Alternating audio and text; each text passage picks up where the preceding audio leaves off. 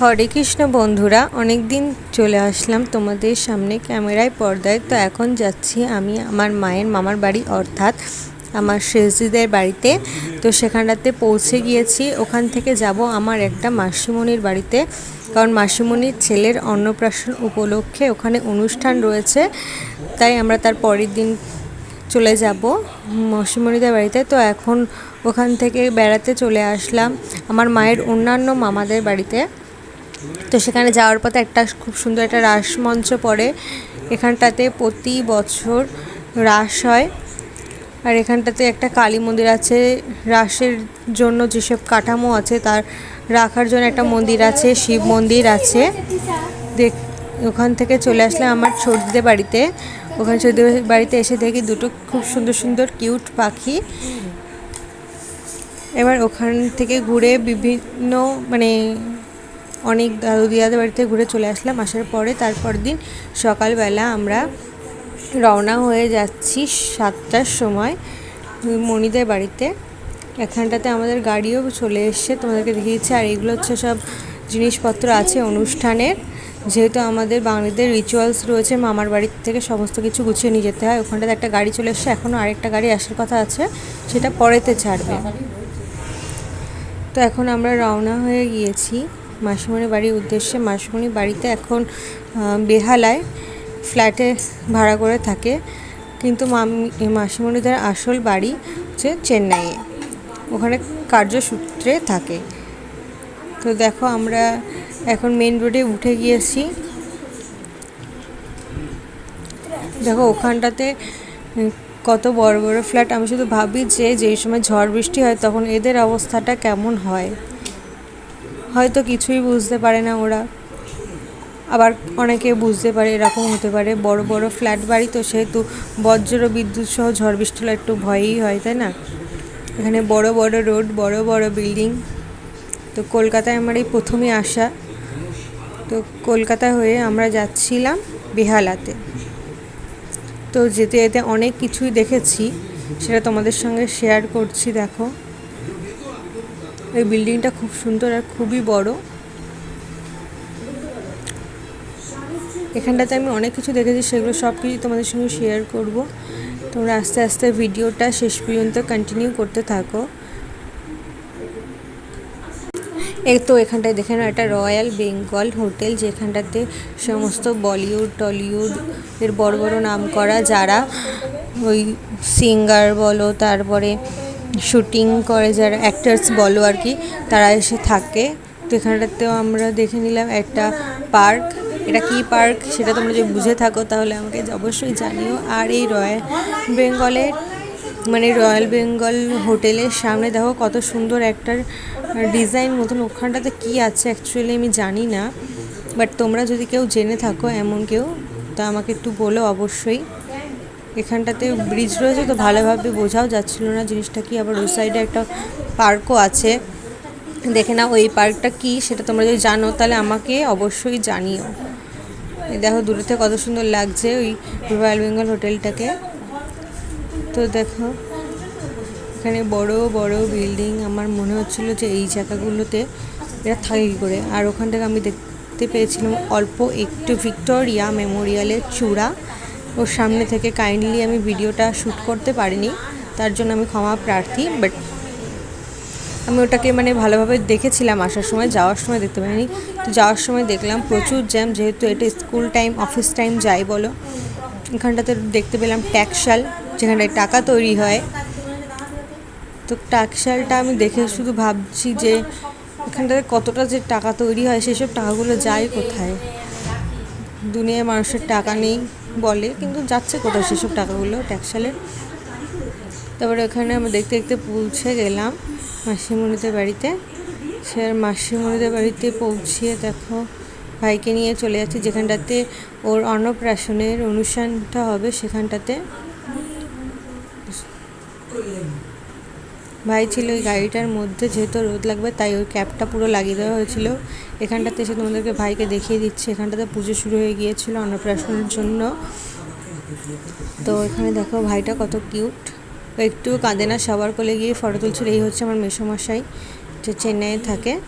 তো তো ওপরে দেখো কত সুন্দর ডেকোরেশন, ভালোই লাগছিলো ডেকোরেশনটা মোটামুটি,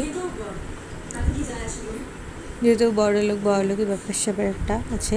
তো এখানটাতে ক্যামেরাম্যানও ছিল, আর ওই সাইডে ছিল বসে খাওয়ার জন্য জায়গা।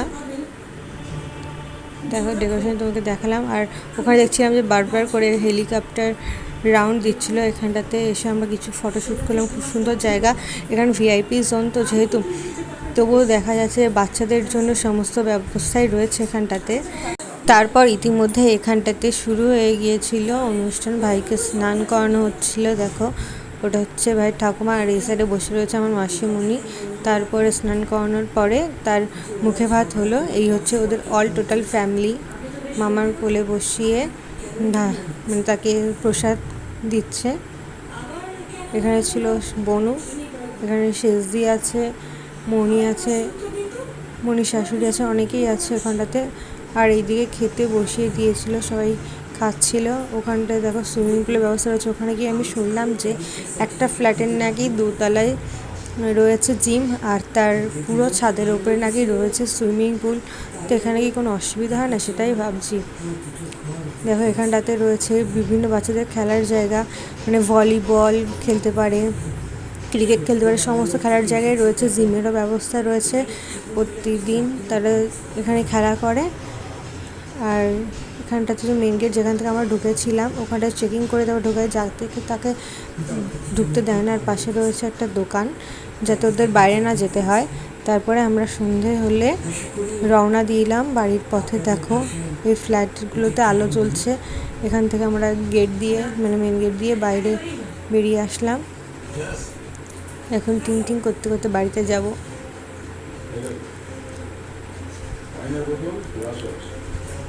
গাড়িতে তো আজকে জ্যাম ছিল, আর প্রচুর দেখো সামনে গাড়িতে এক সাইডে রেড লাইট, এক সাইডে ইয়েলো লাইটে ভর্তি। কারণ একটা রোড দিয়ে গাড়ি ঘোড়া যাচ্ছে অন্যদিকে, আরেকটা সাইড দিয়ে আসছে, এরকম একটা ব্যাপার। তো সেই কারণে সামনের লাইটগুলো ইয়েলো আর পিছনের লাইটগুলো যেহেতু রেড, তাই এমন লাগছিল দেখতে।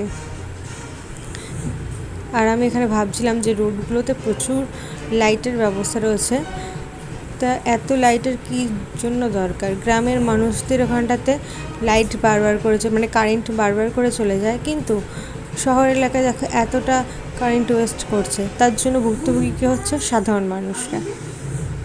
দেখো এখানে লাইটের পর লাইট, লাইটের পর লাইট, চারিদিকে লাইট। একটা গ্যাপ দিয়ে বসাতে পারে, তা না, দু সাইডে এই লাইটে একদম পুরো ভর্তি জমজমাট শহর এলাকা। আর এখানটাতে একটা আমাদের লাইব্রেরি পড়লো রাস্তাতে। এই লাইব্রেরিটার নামটা যদি তোমরা জেনে থাকো তাহলে অবশ্যই কমেন্ট বক্সে তোমরা জানিয়ে দিও। কত সুন্দর লাইব্রেরিটা, তার পাশ দিয়ে আমরা চলে আসলাম। এই লাইব্রেরিটা প্রচুর বড়। ফ্ল্যাটগুলো দেখো জাস্ট তোমরা, দেখো শুধু তোমরা, এখানে প্রচুর ইলেকট্রিকের ব্যবস্থা। আজকে শুধু সারা রাস্তা জ্যামে কাটলো, বাড়ি যেতেও সেই কারণে অনেকটাই দেরি হয়ে গিয়েছিল, রাত 10:30 বেজেছিল। দেখো কত সুন্দর।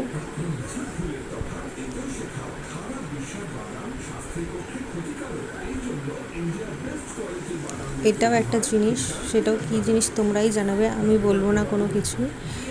দেখতে চাই যে তোমরা ওখানে গিয়েছো কি না। তো রোডগুলো দেখো শুধু তোমরা,